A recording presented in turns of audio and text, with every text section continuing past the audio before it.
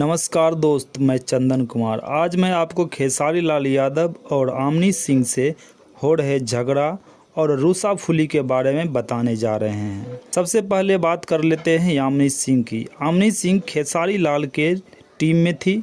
यामिनी सिंह और खेसारी लाल के राइटर के साथ कुछ कहा सुनी तू में हो गया, जिस कारण से खेसारी लाल यादव यामिनी सिंह पर भड़क गए। अब बात करते हैं खेसारी लाल यादव की। हाल ही में भोजपुरी अवार्ड शो हुआ था, जिसमें भोजपुरी के सभी स्टार पहुंचे हुए थे। उसी में काजल राघवानी भी आई हुई थी। इस अवार्ड शो में एंट्री करते समय काजल राघवानी और खेसारी लाल यादव हंसी मजाक करते हुए इंटरव्यू दे रहे थे।